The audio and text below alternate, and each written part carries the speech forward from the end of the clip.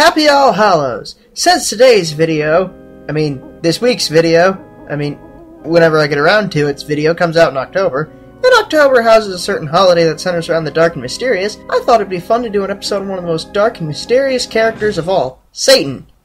Yeah, that's not going to be controversial. So when you think of Satan or the devil, what usually comes to mind?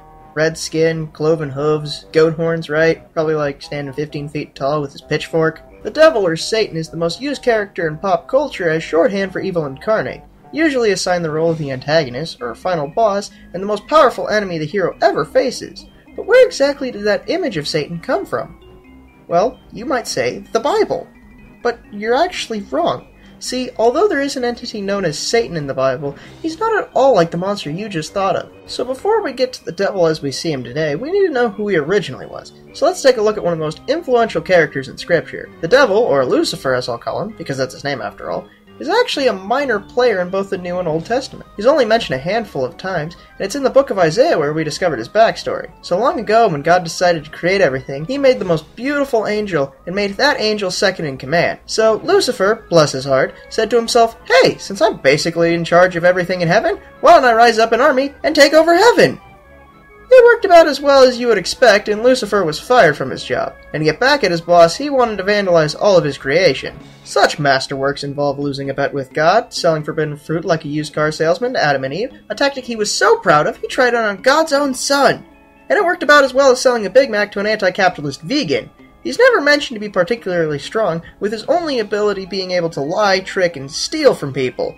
Hey, like a used car salesman. He was never all that powerful or this big monstrosity that pop culture has turned him into. So if none of the attributes that are regularly associated with the Prince of Darkness didn't originate in the Bible, they had to come from somewhere, right? See, before the Middle Ages, no one actually drew biblical figures all that much, but that all changed when one of the most influential texts concerning the afterlife was written. In the 14th century, a man named Dante wrote a book called Dante's Inferno. Imaginatively titled, I know. In this work of fiction, we got ground zero for Little Red Riding Hooves over here. And there he is, all big horns and whatnot. So there you go, a popular book in the Middle Ages depicted Satan as some large monster, and it caught on with the general public.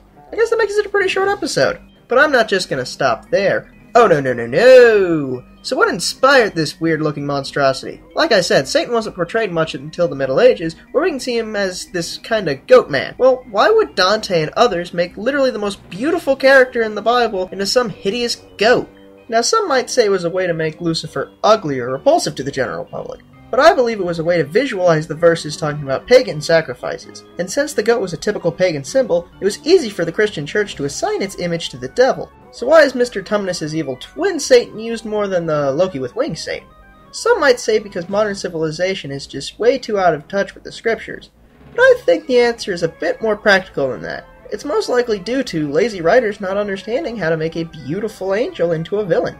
Think about it. Making an angel whose real power is not in his biceps but in his tongue, the villain is hard to pull off. While just having the villain be the ugliest, biggest, and most evilest enemy is just easier to do.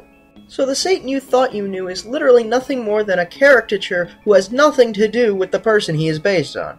In conclusion, don't be lazy, think for yourself, and for heaven's sake, read the source material!